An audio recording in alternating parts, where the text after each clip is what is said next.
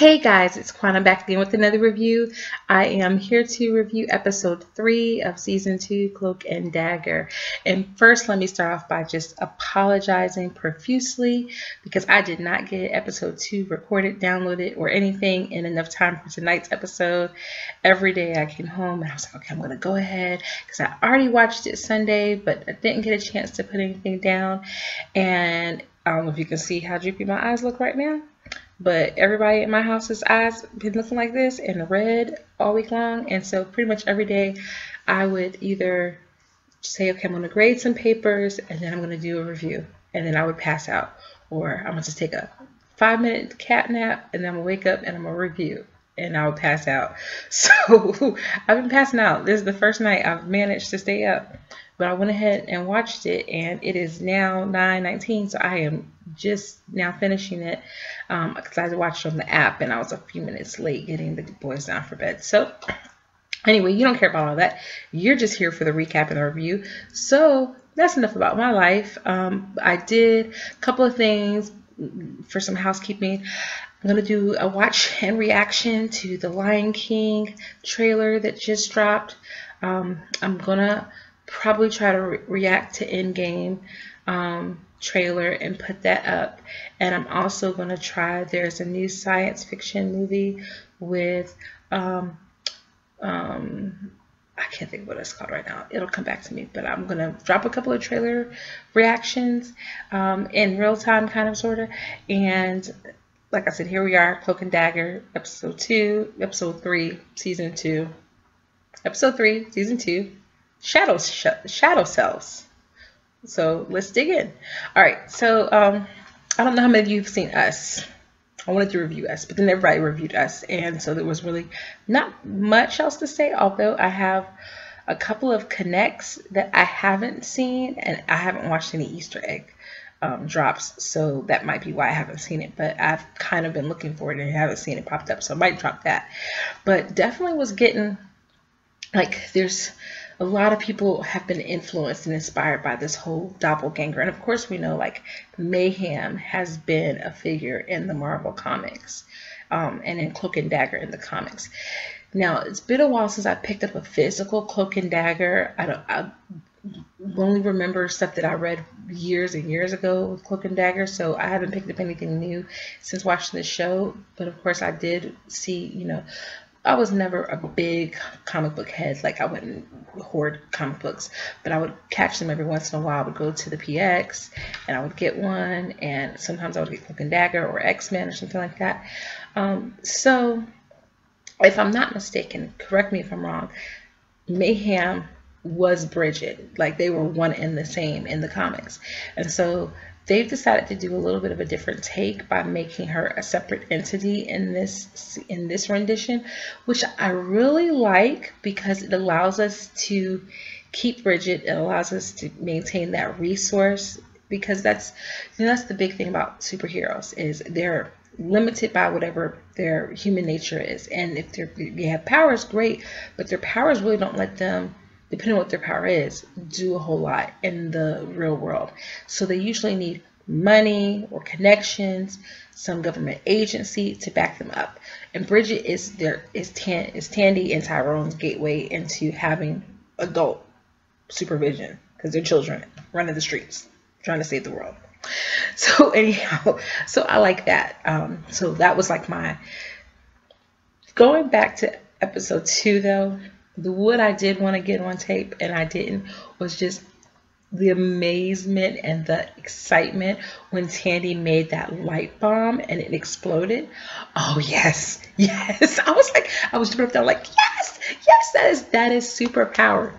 And I love to see that. Just like I love to see that montage that they did last season. I think it was around episode 8 or 9, where they really started getting the hang of their powers, and you kind of saw the acceleration of them using it and gaining more strength. And I love to see, like, when you can go and travel with characters and you see their growth.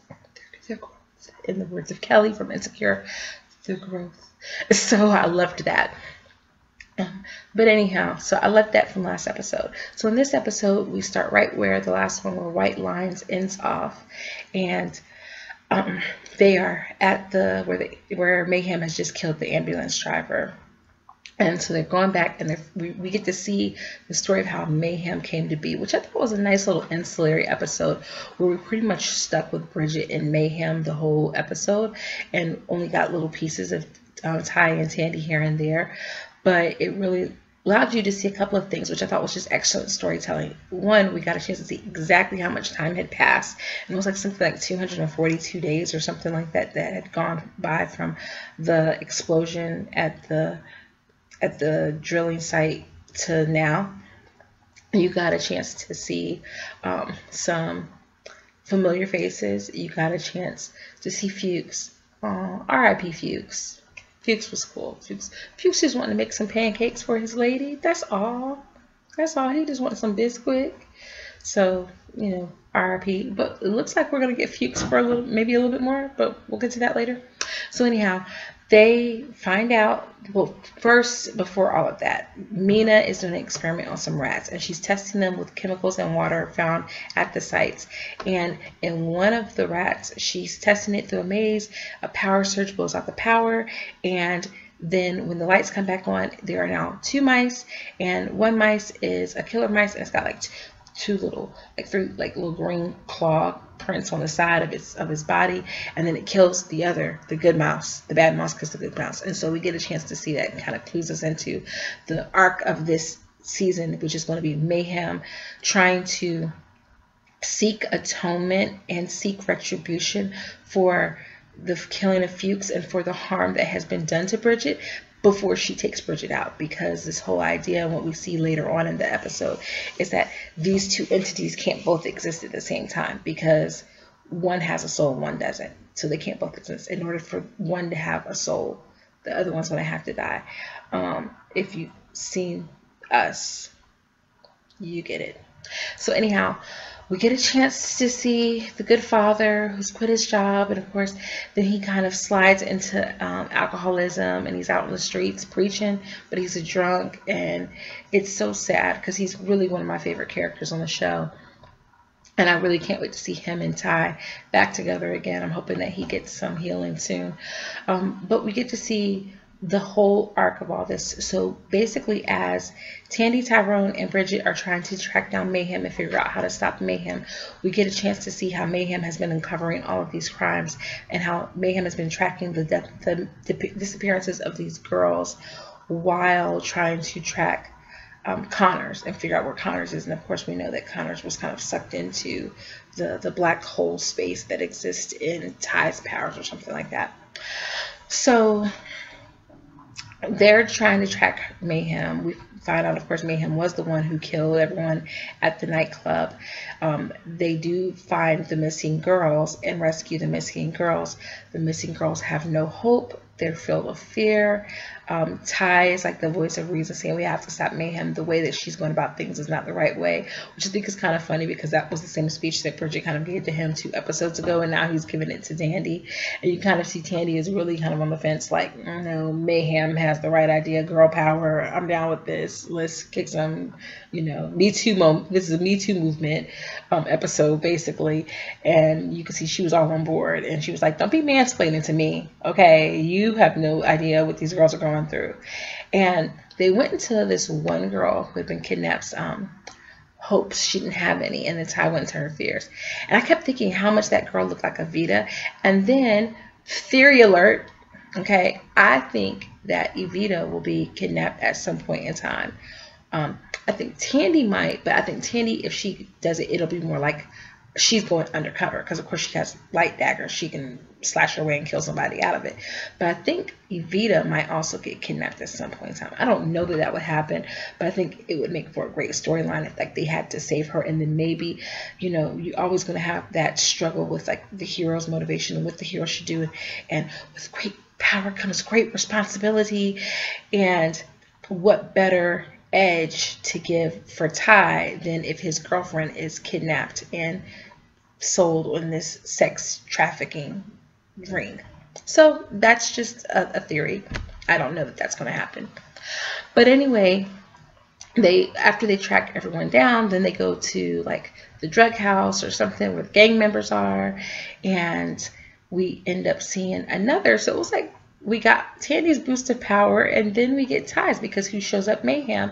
Mayhem snatches the automatic, the machine gun or semi-automatic or whatever, I don't know, guns like that, from the dead guy who was driving the truck. Which, that scene, if I could find a clip of that scene, that 18-wheeler smashing into that guy and like the blood splatter, and for this being a Freeform show, they are not afraid of blood. That blood just went flying everywhere, and Tandy slid on the ground, and I was like, oh child, this is a lot. Let me sit my It was a lot. Anyway, she goes up in there, guns blazing, and she's going to take everybody out, and then Ty gets like super magnified cloak of power and goes out and spreads out from him and blocks all the bullets. And there's that one gang member who, correct me if I'm wrong, it looked like the guy who was like the brother's friend growing up, like maybe one of the ones who didn't get killed or something, and he stands in front of him and he blocks the bullets from hitting him, and the thing goes out and it gets all the bullets, and I was like, that is so cool. So we got another acceleration of power. So that happened. And that pretty much ended the episode. I'm trying to remember if that was the legit. No. Oh, I'm dumb. Then his cloak envelops Mayhem and sucks Mayhem into, I don't know if they've given it a name yet. We'll call it the fear spot for now. The fear spot, the sunken place inside of, we can't tell Jordan Peele's thing, but it's kind of like Tyrone's internal sunken place where he sucks people into, right? So it's like we'll call it the fear zone. The fear zone. I'm getting sleepy. Sorry. Sucks her into there. There's a gas station, which I definitely don't remember all of Bridget's backstory, but being that she messed with that guy's car, and he said, oh, at one point she kills the guy who was with Connors when he shot Tyrone's brother, and then she ends up killing him. But in order to get him stalled, she messed with his car, and he says, oh man, yeah, it's probably just the carburetor. And she's like, it's not the carburetor. And so I forgot that she must have been like a mechanic or something, or her father was a mechanic, or she grew up around guys who were mechanics. So her fear zone location is this really old school mechanic shop / gas station, and then there's a refrigerator outside. And of course, as soon as I saw the refrigerator, I was like, she gonna open it and Fuchs is gonna be in there. And then Fuchs was in there, and when I watch it again, there was like a jar of pennies or something. Did y'all see pennies? I saw pennies. And so I was like, well, that's weird. I can't remember what the pennies might symbolize, but all I kept thinking was like blood money. And there was something else there, and he was inside, and he was like, he opened his eyes and talked to her, and I was like, man, that's creepy. But there was that scene where when she first kind of comes back out of the swamp and she goes to Bridget's apartment, and Bridget, of course, at the hospital at this time, the very first thing she does is she throws out the refrigerator. So that's like a trigger for her. So as soon as I saw the refrigerator, I was like, oh, we're about to see dead Fuchs. And there was dead Fuchs all bloodied up inside, crumpled up, talking about some, hey, you want some pancakes? So it was parts were slow in this episode, but it was still good in moving the story, giving us a really good flashback. Cloak and Dagger does flashbacks really well. It's one of my favorite shows for doing flashbacks, because I don't ever feel like they're needless. I feel like they always give us really good information that we might not have gotten otherwise, because for one, there would have been no reason for us to interrupt the narrative to go see Mina, because there's no, it wouldn't have been definitive that Mina would have known anything about these creatures. But by seeing that mouse experiment, we know that she's been experimenting, which meant Tandy would have known that she's been experimenting. So that was really nice to have seen that. So it was nice to see Mina. So takeaways. Good things were Tyrone's power accelerated, so now he could teleport more people out of harm's way. He could use his cloak to block bullets for other people. He can snatch people from further away into his fear zone location. We got a chance to see Mina again. We got a chance to see Fuchs again. We got a chance to see Mayhem, who doesn't have a soul but has a heart, and Bridget. And I definitely think that the things that are wrong with Bridget, it's not that Mayhem doesn't have a soul, it's that Mayhem is all one part of Bridget, and Bridget has all of the other part.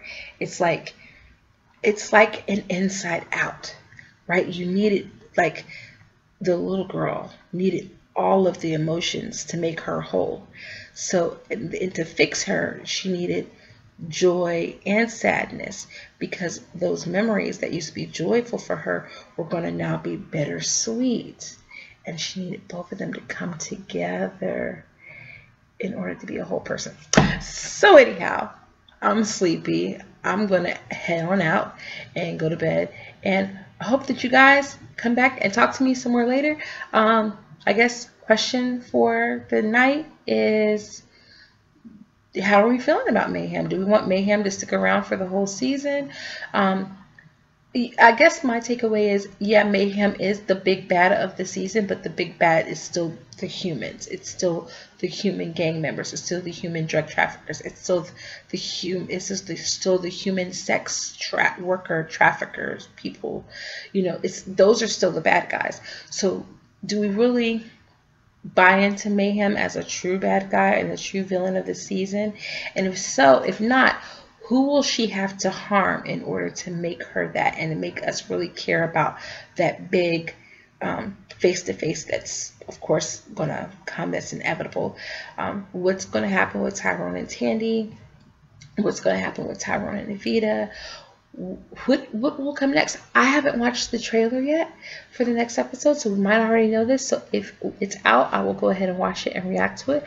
But predictions are that we should have a Mina-centric episode coming soon, and if nothing else, we should have a full visit to Tyrone and his Tyrone and his family, because I don't know if people are like me. I really want to see, like, mom and dad and find out, like, about their split. Will they get back together? We got the chance to see his mom tonight, and so obviously there's a lot going on with her, and she's in government.